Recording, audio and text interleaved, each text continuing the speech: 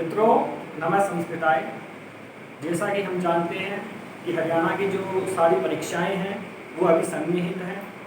तो जैसे ग्राम सचिव, पटवारी, इन सभी की परीक्षाएं अभी आने वाले महीनों में होंगी। तो इसके लिए जो सबसे इम्पोर्टेंट टॉपिक होता है वो हमारा एक प्राचीन भारत, और उस प्राचीन भारत के अंदर हमारे कौन कौन से कवि हुए और उन कवियों की रचनाएं क्या थी, इनमें से एक प्रश्न जरूर आता है। तो आज हम उन्हीं प्राचीन भारत के कवियों का वर्णन करेंगे। उनमें से जो सर्वप्रथम हमारी उस समय की जो भाषा थी वो संस्कृत भाषा थी, और उन संस्कृत भाषा थी तो संस्कृत भाषा में ही बहुत से कवि अपनी रचनाएं लिखा करते थे। और आज हम उन्हीं कवियों की जो रचनाएं हैं उनका हम आज अध्ययन करेंगे, और इन रचनाओं में से एक प्रश्न या दो प्रश्न या तीन प्रश्न आपकी परीक्षाओं के अंदर आएगा ही आएगा। तो संस्कृत के जो महान कवि हुए, सर्वप्रथम हम व्याकरण के जो महान कवि हुए। संस्कृत के अंदर देखिए बहुत सारे विषय होते हैं, व्याकरण भी होता है, साहित्य भी होता है, दर्शन भी होता है। तो उनमें सर्वप्रथम जो होता है वो व्याकरण होता है, और व्याकरण के अंदर हमारे बहुत सारे कवि हुए संस्कृत के, वो बड़े प्रसिद्ध हुए। इनको हम वैयाकरण बोलते हैं। वैयाकरण किसे कहते हैं? जो व्याकरण को जानता है। तो इनमें जो सर्वप्रथम कवि हुआ है व्याकरण का, वो पहला हुआ है पाणिनि। जो पाणिनि जो कवि थे, उनकी सर्वप्रथम और सर्वप्रसिद्ध जो रचना है वो है अष्टाध्यायी। हम यहां लिखते हैं अष्टाध्यायी।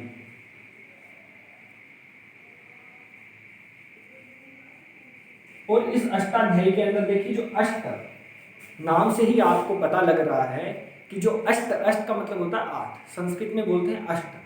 मतलब जो अष्टाध्यायी के अंदर आपसे पूछा जाए कि अष्टाध्यायी किसकी रचना है, तो आपको बताना है पाणिनि की रचना है। पाणिनि की कौन सी रचना है, तो आपको बताना है अष्टाध्यायी रचना। और इस अष्टाध्यायी में कितने कितने अध्याय हैं, तो आपको पता है, नाम से बोधन हो रहा है कि अष्टाध्याय है। तो ये आपका एक इंपॉर्टेंट जो प्रश्न है यहां से बन सकता है। दूसरा, जो प्रसिद्ध इसी अष्टाध्यायी के ऊपर महाभाष्य लिखा था, उनका नाम था पतंजलि। और जो पतंजलि थे, उन्होंने अष्टाध्यायी के ऊपर लिखा है महाभाष्य। अब प्रश्न आ जाएगा कि महाभाष्य के रचनाकार कौन है, तो आपको बताना है पतंजलि। पतंजलि ने किसकी रचना की? ऑप्शन में आ जाएगा अष्टाध्यायी, महाभाष्य, वार्तिक, या इनमें से कोई नहीं, तो आपको बताना है महाभाष्य। महान जो भाष्य है, भाष्य का मतलब होता है अष्टाध्यायी के अंदर जितने भी सूत्र थे उन सूत्रों का एक्सप्लेन करना, उन सूत्रों के बारे में जो बताना एक एक विधिवत रूप से, उसको बोलते हैं महाभाष्य। और महाभाष्य की रचना किसने की? पतंजलि ने। और प्रश्न आ जाएगा महाभाष्य के अंदर कितने आहनिक होते हैं? महाभाष्य के अंदर 87 आहनिक है। ये दूसरा प्रश्न बन सकता है। तीसरा प्रश्न आपका बनता है वर रुचि का। वर रुचि थे वो वार्तिककार थे। जो अष्टाध्यायी चल रही है, अष्टाध्यायी के ऊपर वार्तिक की रचना की थी वर रुचि ने, तो इनकी हुई वार्तिक। तो ये जो तीन प्रश्न आपके इंपॉर्टेंट बन सकते हैं संस्कृत के अंदर, जो व्याकरण है, व्याकरण के अगर कवि परिचय पूछे तो प्रश्न आ जाएगा वर रुचि ने किसकी रचना की, तो वार्तिक सूत्रों की या वार्तिक की रचना की। पतंजलि का महाभाष्य, पाणिनि का अष्टाध्यायी। ये तीन प्रश्न आपके इंपॉर्टेंट हैं।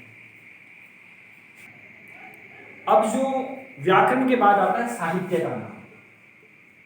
अब हम साहित्य के, और ये सबसे इंपॉर्टेंट है, साहित्य का जो पोर्शन होता है, साहित्य के जो रचनाकार होते हैं, उसके अंदर ही आएगा बाणभट्ट का नाम। और बाणभट्ट का संबंध है हमारे हरियाणा से, आपको पता है।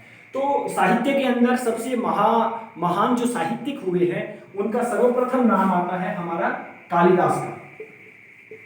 देखिए, जैसे इंग्लिश के शेक्सपियर होते हैं, उसी प्रकार संस्कृत के जो शेक्सपियर का नाम है वो कालिदास है।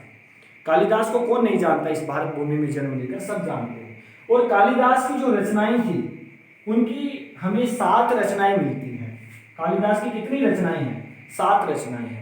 और इन 7 रचनाओं में जो इंपॉर्टेंट जो रचना है उनकी है, पहली रचना क्या है? अभिज्ञान शाकुंतलम। अभिज्ञान शाकुंतलम, ये उनकी पहली या इंपोर्टेंट रचना है। और यही एग्जाम में पूछी जाती है कि अभिज्ञान शाकुंतलम के रचयिता कौन है, तो आपको बताना है कालिदास। कालिदास ने किसकी रचना की, तो अभिज्ञान शाकुंतलम की। और ये क्या है, एक नाटक है, ये क्या एक नाटक है। तो इनका पहला जो नाटक है उसका नाम है अभिज्ञान शाकुंतलम। इनके दो नाटक और प्रसिद्ध हैं, वो ज्यादा प्रसिद्ध तो नहीं कह सकते क्योंकि अभिज्ञान शाकुंतलम जितना प्रसिद्ध कोई नाटक नहीं है। तो यही पूछा जाता है एग्जाम में बार बार कि अभिज्ञान शाकुंतलम के रचयिता कौन है, तो कालिदास। और जो दो नाटक है, एक है उनका मालविका अग्निमित्रम, दूसरा है उसका विक्रमोर्वशीयम। इस प्रकार ये तीन नाटक हुए कालिदास जी के। अब जो दूसरी जो है ये तो हुए नाटक, और दूसरा है इनका महाकाव्य, काव्य ग्रंथ महाकाव्य। तो इनका जो सर्वप्रथम जो महाकाव्य है वो है रघुवंशम। ये पूछा जाता है अक्षर परीक्षाओं में, रघुवंशम के रचयिता कौन है, तो आपको बताना है कालिदास जी।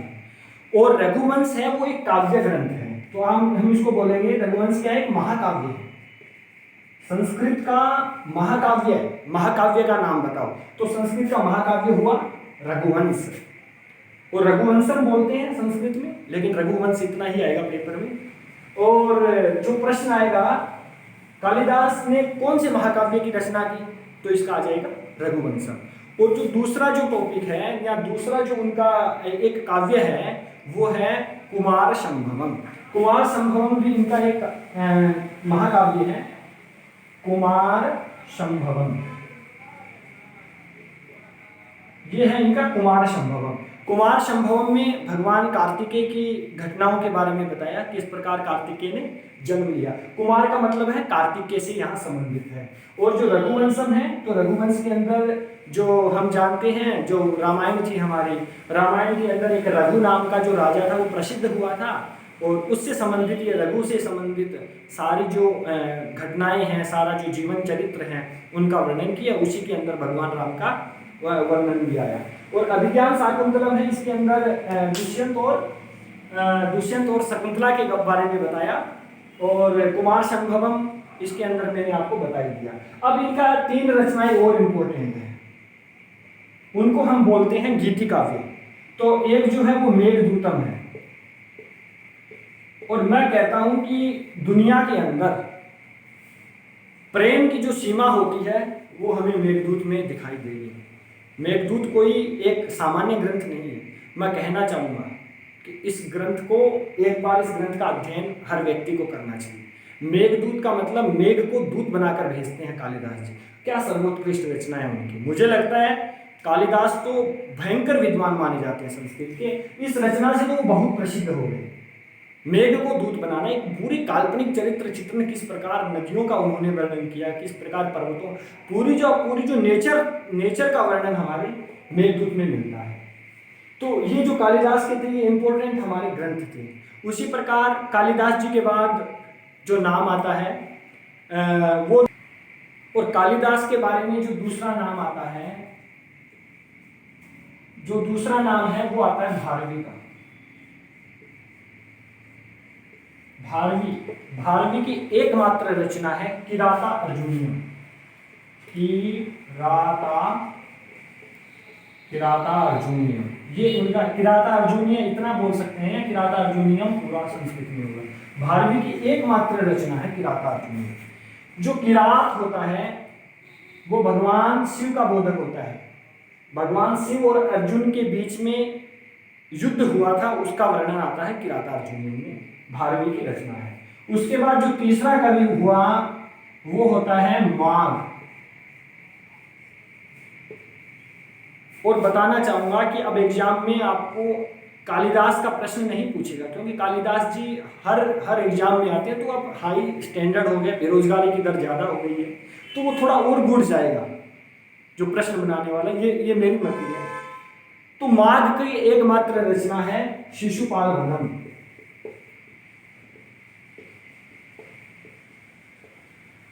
शिशुपाल वधम। और ये देखिए, ये महाकाव्य है, ये महाकाव्य। नाटकों का हमने वर्णन कर दिया। अब माघ का शिशुपाल वधम। और तीसरा है, ये है हर्ष। या श्री हर्ष इनको बोल सकते हैं। हर्ष की जो रचना है वो है नेषध चरितम, नेषधीय चरितम भी बोल सकते हैं, या इसको नेषधीय चरितम, नेषधीय चरितम। इसके अंदर नल और दमयंती का वर्णन है और ये भी एक महाकाव्य के अंतर्गत आते हैं। और ये तीन जो इंपोर्टेंट महाकाव्य मैंने आपको बताया, पहला भारवी, दूसरा माघ, तीसरा हर्ष। हर्ष की रचना नेषध, माघ की शिशुपालवधम, भारवी की है किरातार्जुनीयम। इसी एक श्रृंखला में हम आगे जाते हैं तो वर्णन आता है बाणभट्ट का, और ये आपके एग्जाम की दृष्टि से अत्यंत महत्वपूर्ण है बाणभट्ट। वाणी बाणो बभूव, वाणी ही साक्षात बाण के अंदर विराजमान हो गई थी, ऐसी एक उक्ति संस्कृत की मिलती है हमें। और बाणभट्ट की दो रचनाएं इंपोर्टेंट मानी गई है। पहली है कादंबरी और दूसरी है हर्षचरितम। हर्षचरितम कादंबरी है, वो क्या है, वो है कथा, और जो हर्षचरितम है ये है आख्यायिका। यहां से प्रश्न आ सकता है थोड़ा, इसको लिख देना, आख्यायिका है पूरा नाम। कादंबरी और हर्षचरितम दो रचनाएं बाणभट्ट की, वैसे तो 5 रचनाएं मानी जाती है, उसमें चंडिका स्तोत्रम आ जाता है, काली स्तोत्रम, लेकिन वो इंपॉर्टेंट नहीं है जितनी ये दो उनकी रचनाएं इंपॉर्टेंट है। बाणभट्ट की 2 रचनाएं कादंबरी और हर्षचरितम। तो आज हमने सामान्य परिचय के अंदर पहले कालिदास जी का पढ़ा, कालिदास की रचनाएं, उसके बाद में भारवी की, और भारवी के बाद माघ, हर्ष और बाणभट्ट। आज के लिए आज इतना किया हमने, और अब हम थोड़ा भगवत गीता का वर्णन करेंगे। अब हम भगवत गीता का वर्णन करेंगे। भगवत गीता का वर्णन का ये है क्योंकि हम जानते हैं हरियाणा के अंदर ही भगवत गीता भगवान कृष्ण से रिलेटेड है, अर्जुन से रिलेटेड है, इसलिए यहाँ से प्रश्न आता है। क्योंकि कुरुक्षेत्र का युद्ध हम जानते हैं कौरवों और पांडवों के बीच हुआ था, और वहाँ पर ही भगवान कृष्ण ने अर्जुन को 18 अध्यायों में गीता का संदेश दिया था, जो आज भी पूरे विश्व के लिए बड़ा ही प्रसिद्ध है। उनका गीता को पढ़ने से हमारी मानसिक स्थिति भी अच्छी होती है, ये भी वैज्ञानिकों का मानना है। तो भगवत गीता श्री भगवत गीता से प्रसिद्ध है। और प्रश्न आ सकता है भगवत गीता जयंती किस राज्य में मनाई जाती है, तो भगवत गीता जयंती हमारे हरियाणा में मनाई जाती है, और दिसंबर माह के अंदर ये भगवत गीता गीता जयंती से प्रसिद्ध है, गीता जयंती मनाई जाती है। और अब प्रश्न जो आएंगे आपके वो भगवत गीता से संबंधित होंगे। पहली बात तो ये है कि भगवत गीता जो ली गई है वो महाभारत से ली गई है। महाभारत आप जानते हो 1 लाख श्लोकों का 1 लाख श्लोक है महाभारत में, उनके अंदर 700 श्लोक हैं भगवत गीता के। तो प्रश्न आ जाएगा कि भगवत गीता का जो आधार है या भगवत गीता कहाँ से ली गई है, रामायण से ली गई है, महाभारत से ली गई है, भागवत पुराण से, तो आपको करना है महाभारत से। और महाभारत के अंदर भी 18 पर्व होते हैं। महाभारत के अंदर आदि, वन, विराट, उद्योग, भीष्म, द्रोण, कर्ण, शल्य, इस प्रकार से 18 पर्व होते हैं। उन पर्वों के अंदर जो गीता है हमारी वो भीष्म पर्व से ली गई है। ये आपको इम्पोर्टेंट प्रश्न है, ये आपके एग्जाम की दृष्टि से बहुत ही इम्पोर्टेंट है कि भीष्म पर्व से क्या लिया गया है, रामायण ली गई है या महाभारत या भगवत गीता। तो आपको करना है भगवत गीता को हमारे भीष्म पर्व से ली गई है। 18 पर्व होते हैं, ये तो आपको पता है। 18 पर्व में जो भीष्म पर्व है उससे भगवत गीता ली गई है। और भीष्म पर्व से भी पहले आता है महाभारत, महाभारत में है भीष्म पर्व, भीष्म पर्व में है भगवत गीता। अब जो प्रश्न आएगा आपके, इन तीनों में तो प्रश्न बन ही सकता है। अब चौथा जो प्रश्न है वो आएगा आपके भगवत गीता में कितने अध्याय हैं, अध्यायों की कितनी संख्या है, तो आपको बताना है 18 अध्याय हैं। और श्लोक कितने श्लोक हैं, तो आपको बताना है 700 श्लोक। 700 श्लोकों के अंदर भगवत गीता वर्णित है और 18 अध्याय है। भगवान कृष्ण ने अर्जुन को उपदेश दिया था 18 अध्यायों में। और जो सबसे इंपॉर्टेंट प्रश्न बनता है, गीता से भी अगर गूढ़ जाना चाहेगा एग्जामिनर, तो आपको ये पूछ सकता है जो गीता में 18 अध्याय हैं उसमें जो दूसरा अध्याय है उसका नाम क्या है। इससे गूढ़ मुझे नहीं लग रहा वो होगा एग्जामिनर। दूसरे अध्याय का अगर नाम पूछ लेता है आपको, तो आपको बताना है सांख्य योग। सांख्य योग, ये आपका दूसरे अध्याय का नाम है सांख्य योग। पूछ लेगा 18 अध्यायों में दूसरे अध्याय का नाम क्या है, सांख्य योग। जैसे किसी पुस्तक का होता है, कोई पुस्तक होती है, जैसे हिंदी की पुस्तक, हिंदी में कितने लेसन हैं, तो उसमें 10 लेसन हैं। तो इसी प्रकार जैसे मान लो प्रश्न आ जाएगा भगवद गीता में कितने अध्याय हैं, 18 अध्याय। 18 अध्यायों में श्लोकों की संख्या कितनी है, 700 श्लोकों की संख्या है। 18 अध्यायों के अंदर दूसरे अध्याय का नाम क्या है, सांख्य योग है। और जो लास्ट जो प्रश्न बनता है आपका वो 18वें अध्याय से बनता है। 18वें अध्याय का नाम क्या है, तो 18वें अध्याय का नाम है मोक्ष संन्यास योग। संन्यास योग, ये जो है ये 18वें अध्याय का नाम है। भगवद गीता से रिलेटेड इतने ही प्रश्न आएंगे, और जो अत्यधिक जो प्रश्न होंगे, इससे भी जो ज़्यादा गूढ़ पूछ सकता है, वो शंखों का वर्णन कर देगा कि जो युद्ध हुआ था उसमें भगवान कृष्ण ने कौन सा शंख बजाया, अर्जुन ने कौन सा शंख बजाया। शंख से संबंधित रिलेटेड प्रश्न हो सकते हैं। लेकिन ये एक ऊपर की नॉलेज आज मैंने आपको बताई कि जो संस्कृत के जो पुराना हमारा जो लिटरेचर है उससे संबंधित ये प्रश्न आपके एग्जाम में पूछे जा सकते हैं। ये इम्पोर्टेंट वीडियो, और आगे भी हम इस प्रकार की वीडियो बनाते रहेंगे। आप हमारे चैनल को सब्सक्राइब करें, लाइक करें और बेल बटन दबाएं।